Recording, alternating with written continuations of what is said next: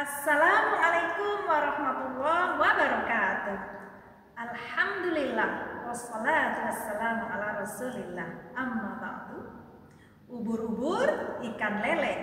Ayo di Ramadan ini kita raih pahala besar dengan sedikit amal ya le.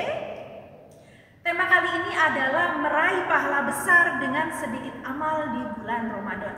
Caranya bagaimana?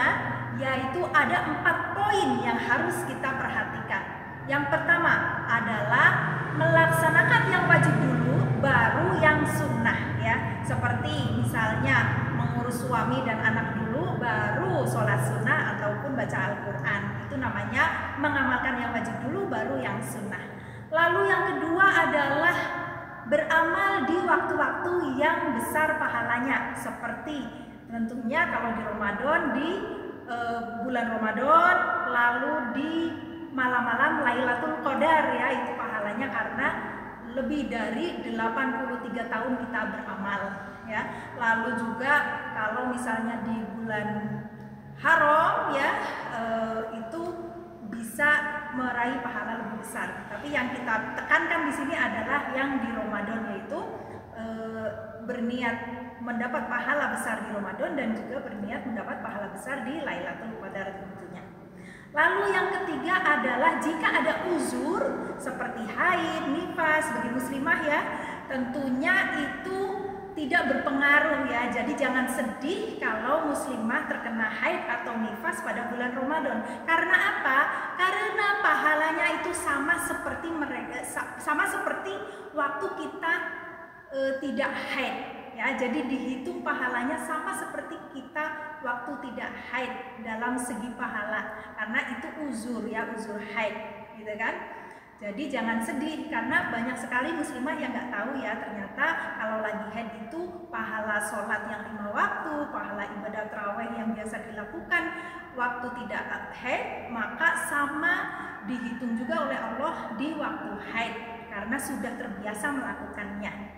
Dan juga misalnya kalau mau sodakoh ya, kalau lihat teman sodakohnya gede gitu kan, nah kita tinggal niatin saja ya. Jadi kita pinter-pinter di dalam membuat niat ya. Jadi kayak gini niatnya, ya Allah aku juga kalau punya duit seperti si fulanah ya, seperti si Ita misalnya, maka aku pun akan berinfak seperti si Ita itu. Maka ya Allah jadikanlah aku pahalanya sama seperti si Ita karena aku memang khusus nggak punya duit ya.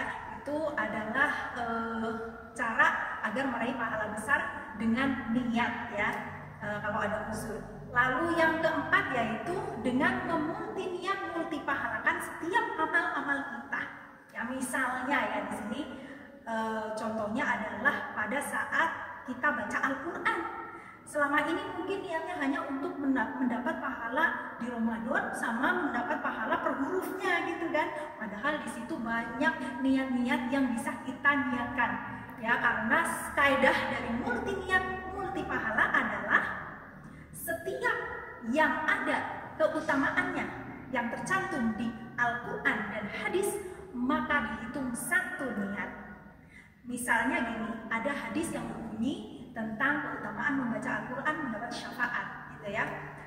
Iqra'ul Quran fa innahu ya'ti yaumal qiyamah syafi'an li ashabihi gitu kan. Nah, itu adalah bacalah Al-Quran karena Al-Quran itu akan memberikan syafaat pada hari kiamat pada pembacanya. Nah ini baru dihitung satu niat mendapat syafaat. Padahal di hadis-hadis lain dan di dalam Al-Quran banyak keutamaan-keutamaan yang disebutkan. Maka keutamaan tersebut kita niatkan. Misalnya ya, di Al-Quran disebutkan akan mendapat, kalau baca Al-Quran akan mendapat rahmat, mendapat petunjuk, untuk mendekatkan diri pada Allah, untuk bermunajat pada Allah, untuk tadabbur, untuk mengamalkan Al-Quran, untuk menghafal Al-Quran, bahkan untuk meruqyah. Ya ini semua ada 25 niat yang biasa saya niatkan ya pada saat baca Al-Quran. Jadi jangan hanya 2 niat saja, jangan hanya niat pingin dapat pahala Ramadan sama pahala per hurufnya, jangan. Tapi niatkan sampai 25 yang tadi diantaranya yang sudah saya sebutkan ya. Ada yang untuk ruqyah, untuk kalau di malam hari misalnya ya, mendapat pahala sholat semalam suntuk kalau baca Al-Quran 100 ayat. Yaitu ada keutamaan di hadis ya. Barang siapa yang membaca 100 ayat maka pahalanya adalah sholat semalam suntuk ya. Jadi baca Al-Quran di malam hari itu lebih banyak keutamaannya ya. Terus kalau baca Al-Ikhlas juga ya, Al-Ikhlas itu pahalanya kan sepertiga Al-Quran ya, seperti kita membaca sepertiga Al-Quran. Nah itu pahalanya double ya, banyak. Nah jadi gitu ya, kaidah multi niat multi pahala, yaitu setiap keutamaan yang di Quran dan hadis disebutkan maka dihitung satu niat. Misalnya makan ya, makan itu saya biasanya ada 4 niat ya. Niatnya untuk mengamalkan sunnah Rasul, ada makan gitu kan, untuk mensyukuri nikmat Allah ya. Itu salah satu di antara multi niat di dalam makan. Dan seperti misalnya sedekah juga ya, multi niatkan, tinggal kita lihat kaidahnya. Seperti itu ya mungkin yang bisa saya jelaskan. Jangan lupa ya, ini poin yang keempat ini yaitu multi niat multi pahala, banyak yang belum tahu ya. Tentunya bisa langsung tanya saya apa aja.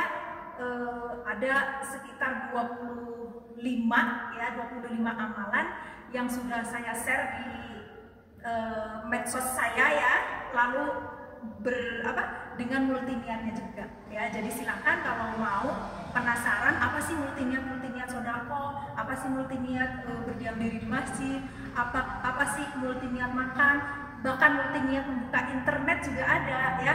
Jadi pahala kita akan lebih berlipat ganda. Semoga bermanfaat ya. Wabillahi taufiq wal hidayah. Assalamualaikum warahmatullahi wabarakatuh.